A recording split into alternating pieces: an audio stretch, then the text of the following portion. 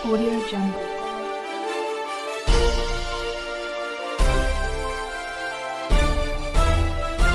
Audio Jungle. नमस्कार, आप देख रहे हैं जेएस टाइम्स न्यूज और मैं हूं आपके साथ शोभा साहू। आइए चलते हैं आज की कुछ खास और मुख्य खबरों की ओर। समय के महापुरुष को लोग जल्दी पहचान नहीं पाते और जानने के बाद उन्हीं को भगवान परमात्मा कहकर मंदिर मठ बनाते हैं। पेड़ पत्थरों पर सिर पटकते मुक्ति मोक्ष खोजते रहे तो धोखे में रह जाओगे, जीवन का समय निकल जाएगा। महापुरुषों की पहचान धार्मिक किताबों वेदों में सारी लिखी है, लेकिन लोग पढ़ समझ नहीं पाते। परमात्मा के भेजे हुए उन्हीं के तद्रूप इस समय के पूरे महापुरुष मुक्ति मोक्ष का रास्ता नामदान बताने के एकमात्र अधिकारी उज्जैन वाले पूज्य संत बाबा उमाकांत जी महाराज जी ने 2 मार्च 2021 को समस्तीपुर बिहार में दिए हुए यूट्यूब चैनल जय गुरुदेव यूकेएम पर प्रसारित लाइव संदेश में बताया कि महापुरुष जब रहते हैं तब उनको जल्दी लोग पहचान नहीं पाते, नजदीक जाते नहीं, नजदीक अगर आ जाए तो मालूम नहीं रहता है कि कैसे पहचाना जाता है। अगर वह कुछ बताते हैं तो दुनिया से अलग की चीजें होती हैं। जल्दी विश्वास नहीं होता, जल्दी लोग करते नहीं हैं, इसलिए जल्दी नहीं पहचान पाते हैं। मठ मंदिर मूर्ति आदि एक जगह से दूसरी जगह आ जा नहीं सकती। कुछ कहो दिखाओ पूछो तो सुन देख बता नहीं सकती, तो मुक्ति मोक्ष कैसे दे सकती है। संत मत में गुरु ही सब कुछ होते हैं, अन्य मतों में भी गुरु की पूजा लोग करते हैं। गुरु का अंतर दर्शन में हो जाए तो सारा भूल भ्रम भटकाव खत्म हो जाएगा। महापुरुष जब रहते हैं तब उनको जल्दी लोग पहचान नहीं पाते। आप ये समझो नजदीक जाते नहीं, और नजदीक अगर जाएं तो मालूम नहीं रहता है कि कैसे पहचाना जाता है। धार्मिक किताबों में तो सब लिखा है, लेकिन धार्मिक किताबों को समझ नहीं पाते, पढ़ नहीं पाते।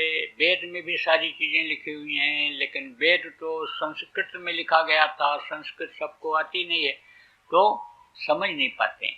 और अगर वो कुछ बताते हैं तो दुनिया से अलग की कुछ चीज़ें होती हैं, जल्दी विश्वास नहीं होता, जल्दी लोग करते नहीं हैं, इसलिए जल्दी नहीं पहचान पाते हैं। और जब चले जाते हैं उनका काम जब लोग देखते हैं तब कहते हैं अरे ये तो भगवान थे, ये तो परमात्मा थे, अब इनकी मूर्ति बनाओ, अब इनका मंदिर बनाओ, अब इनका स्थान बनाओ, इनके नाम की समाधि बनाओ, अब इनके लिए मठ बनाओ। तो अब आप ये समझो कि मठ और मंदिर और ये मूर्ति यानी जो एक जगह से दूसरी जगह आ जा नहीं सकते, कुछ कहो सुन नहीं सकते, कुछ करो देख नहीं सकते, कुछ पूछो बता नहीं सकते हैं, वो मुक्ति मोक्ष कैसे दे सकते हैं। आप इस बात को समझो कि बनाने वाले भी आदमी, स्थापित करने वाले भी आदमी और मान्यता देने वाले आदमी ही तो होते हैं। वो तो श्रद्धा जिसकी जैसी होती है, प्रेम जिसका जैसा होता है, खान पान चाल चलन आचार विचार जिसको कहते हैं, जिसका जैसा होता है उसको वो वैसा फल मिल जाता है। लेकिन को मुक्ति मोक्ष फोटो की पूजा करने से या पेड़ पौधे पत्थर पर मत्था पटकने से हो जाएगी तो मुक्ति मोक्ष ऐसे नहीं हो सकती। धोखे में रह जाओगे और ये समय निकल जाएगा, बेकार चला जाएगा। आपको ये नहीं पता है कि दिन रात ये जो आ रहे हैं ये क्या कर रहे हैं, ये तो उम्र को आपके प्रेमियों खत्म कर दे रहे हैं। कहते तो हो मेरा बेटा 5 साल का हो गया, आज उसका जन्मदिन है, पूरी मिठाई बनाओ, खाओ खिलाओ, जश्न मनाओ, खुशी मनाओ, मेरे बेटे का जन्मदिन है। मेरा बेटा बढ़ रहा है कि घट रहा है? 5 साल उम्र उसकी खत्म हो गई, कट गई। तो आप प्रेमियों समझो कि फोटो जिनका है वो हमारे गुरु महाराज। फोटो क्यों लगाया जाता है? संत मत में गुरु ही सब कुछ होते हैं, और ऐसे भी अन्य मतों में भी गुरु की पूजा लोग किए और गुरु को बताया कि गुरु गोविंदो खड़े काके लागों पाए, बलिहारी गुरु आपनो जिन गोविंद दियो बताए। यानी गुरु ही सब कुछ होते हैं। कहा ना, गुरु का ध्यान कर प्यारे, बिना इसके नहीं छूटना। तो गुरु ही संत मत में सब कुछ होते हैं। और संत मत के फॉलोअर जिसको कहते हैं, मानने वाले जिसको कहते हैं, संत मत के हम मानने वाले हो, संत मत के हम भी मानने वाले, हम भी प्रचार करने वाले हैं। तो गुरु की तस्वीर इसीलिए लगाते हैं कि ध्यान करते समय गुरु का चेहरा याद आ जाए, क्योंकि गुरु भूल जाते हैं। और सबसे पहले जब गुरु का ही ध्यान किया जाता है तो जब फोटो देख लो तो चेहरा याद आ जाता है। अब फोटो लगाने की भी जरूरत नहीं पड़ती है। किसको? कि गुरु के बताए रास्ते पर जो चलने लगते हैं, जो सुमिरन ध्यान भजन करने लगते हैं, जो ध्यान लगाने लगते हैं, ध्यान में गुरु का दर्शन हो जाता है और दर्शन होता रहता है अंतर में, उनको फोटो लगाने की भी जरूरत नहीं पड़ती है। आप गुरु महाराज के भक्त इसमें बैठे हो, नामदानी शिष्य जिनको कहते हैं, आप इसमें बैठे हुए हो, लेकिन आप भूल और भ्रम में पड़ जाते हो। क्यों पड़ जाते हो? इसीलिए कि गुरु के रूप को अंतर में नहीं देख पाते हो, गुरु का दर्शन अंतर में नहीं कर पाते हो, भटक जाते हो। गुरु महाराज के पास जब आप जाते थे और उनकी तरफ देखते थे, तब आपके कर्म करते थे। कुछ सत्संग सुना करके और सुधार आपके अंदर ले आते थे, कुछ छू करके स्पर्श करके कर्म को काटते थे।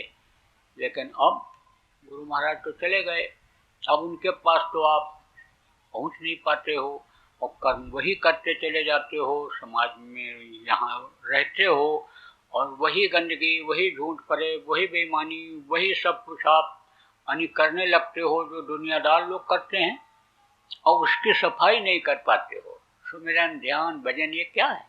ये झाड़ू है, झाड़ू कर्मों की सफाई करने के लिए है। आप समझो जैसे बच्चों आप झाड़ू लगाती हो घर में और न लगाओ तो कूड़ा इकट्ठा हो जाएगा, ऐसे ही ये जो कर्मों की गंदगी रोज रोज इकट्ठा करते हो वो साफ नहीं कर पाते हो सुमिरन भजन ध्यान के झाड़ू से, तो कर्म इकट्ठा होते जाते हैं। मोटा पर्दा आंखों के सामने, अंदर वाली आंख के सामने, दिव्य दृष्टि आत्म चक्षु जिसको कहते हैं, उसके सामने जो जमा हो जाता है, उससे गुरु का दर्शन नहीं होता है। अब अगर रोज करते रहो, रगड़ते रहो, तो हाथ से रगड़ करे जो कोई अन्न पर चंदन ते हुई। अगर चंदन को रगड़ते रहो तो बहुत शीतल ठंडा होता है, लेकिन उसमें भी आग निकल आती है। ऐसे कहा गया ना, पड़ा रहे दरबार में धक्का धनी का खाए, कभी तो गरीब नवाजई, जो दर सारे न जाए दर छोड़ देते हो। अब आप अगर दर पर बैठने लगोगे, जो पुराने सत्संगी हो गुरु महाराज के, आप अगर दर पर बैठने लगोगे, सुमिरन ध्यान भजन करने लग जाओगे और गुरु से मिलने की तड़प अंदर में जग जाएगी, तो उनका तो नाम है दीन बंधु, दीनानाथ, गरीब परवर। आपको अंतर में मिल जाएंगे, दर्शन आपको दे देंगे, तो सारी शंका खत्म हो जाएगी। जितना भी भटकाव है वो इसी वजह से है कि गुरु का दर्शन नहीं हो पाता है।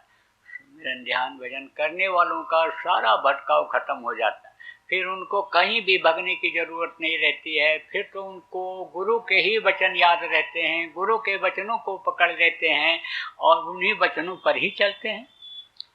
तो कहने का मतलब यह है प्रेमियों कि आप जो गुरु महाराज के शिष्य हो, अपने को जानने के लिए, गुरु महाराज को जानने के लिए, परमात्मा को जानने के लिए, परमात्मा का दर्शन दीदार करने के लिए, ये जो तरीका आपको गुरु महाराज ने भजन का, जीवात्मा के उद्धार का बताया है, इसको आप करते रहो।